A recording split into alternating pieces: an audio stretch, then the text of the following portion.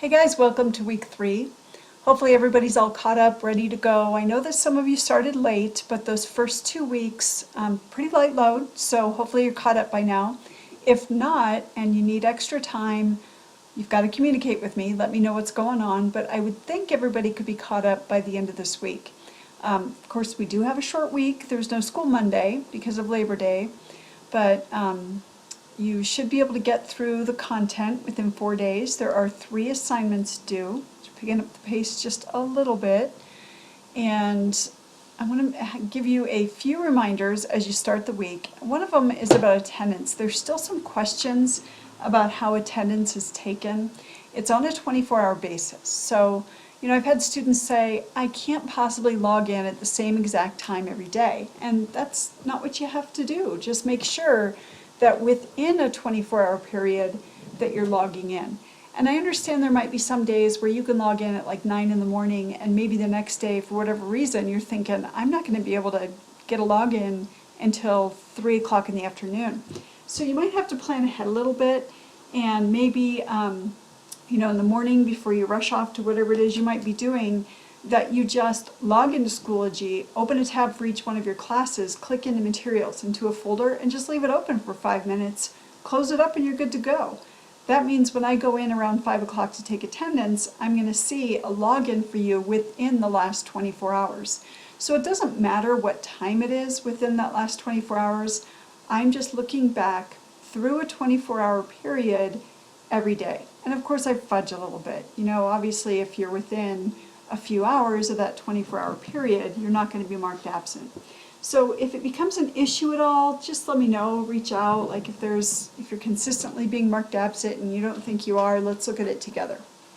So the other thing I want to point out is that at this point, and I should probably go into materials here, you should start seeing zeros in the gradebook for assignments that have not been submitted by the due date. And remember, you do have a late work link. So you've got to click on that late work link and you've got to add those assignments once you submit them to that form. And that goes to a spreadsheet. So I know those are ready to be graded because they don't come up in these reminders over here. So, I don't know that I need to go to a past assignment. Obviously, if it's an assignment that was due that week, I'm going in and grading all of those. But if it's one from the past, I'm not going back in, particularly towards the end of the semester. It would be ridiculous for me to go back in every single week, every single assignment, and look for second submissions. So make sure you're using that late work link and letting me know when you've submitted something that already has a 0 in the gradebook. Okay, so let's take another look at this week. Week 3, we're looking at eyewitness testimony this week.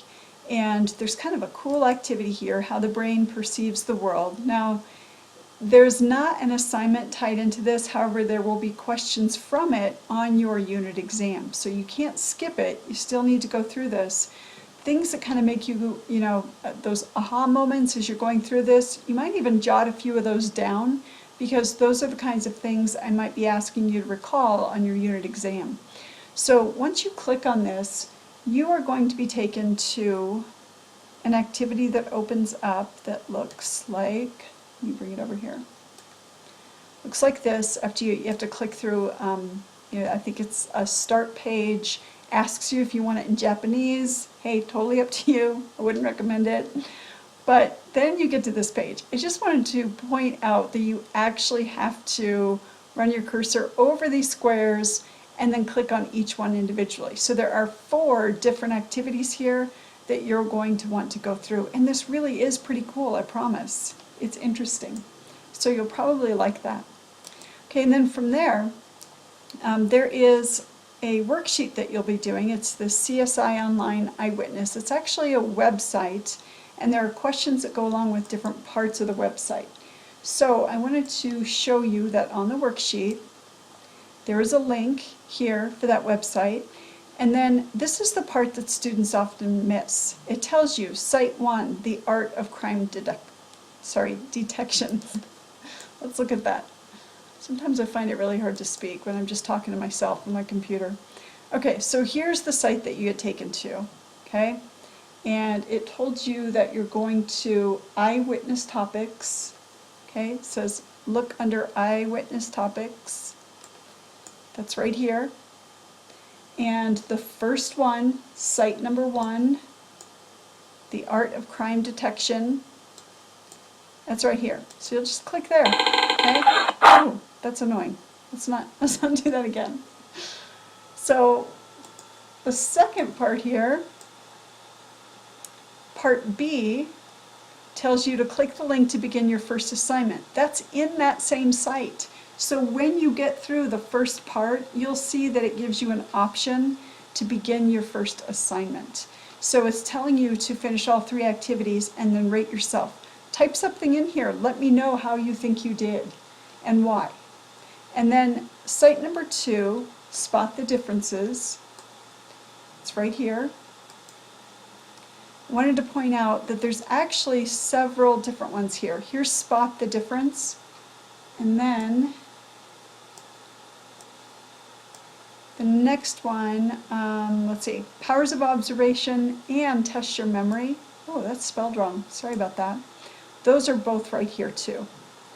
Let's see, powers of observation and test your memory. Those are both on that same site.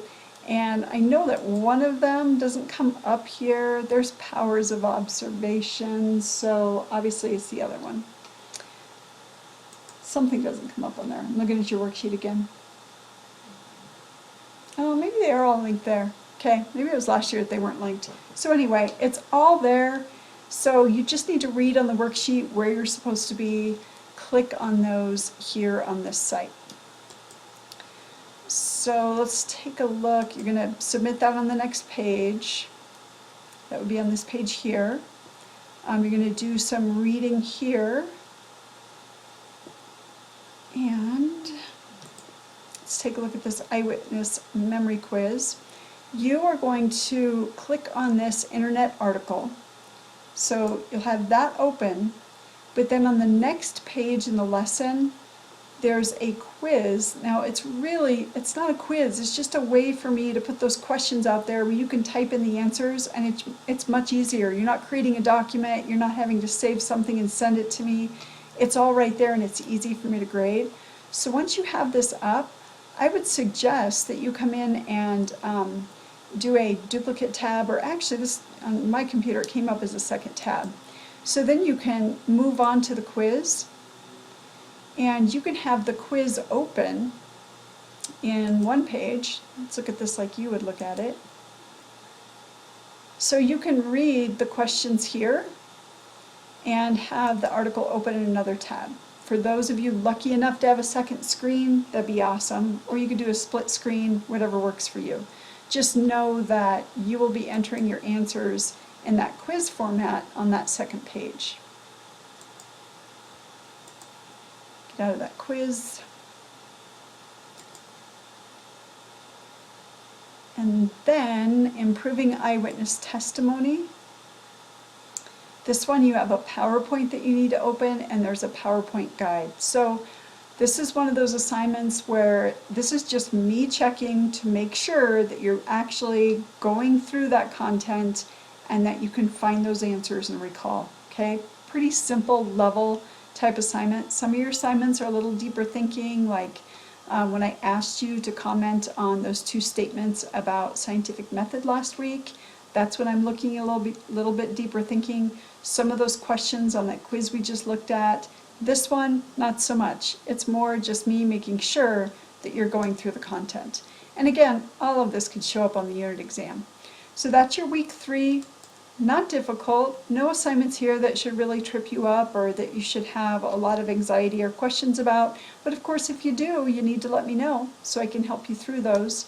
As always, you need to call, text, email, Schoology message. Let me know if there's anything I can do to help. And this week, I plan on being at the office or the Otter Den for our face-to-face work sessions. So Thursday, I should be there by 1 o'clock, and I will stay till at least 4. So I always recommend, though, that if you want to meet me there to work on anything, that you do send me a message or text or something, and just make sure absolutely I'm going to be there, that nothing else has come up, and we'll arrange to meet there and work together. So hope everybody has a great week.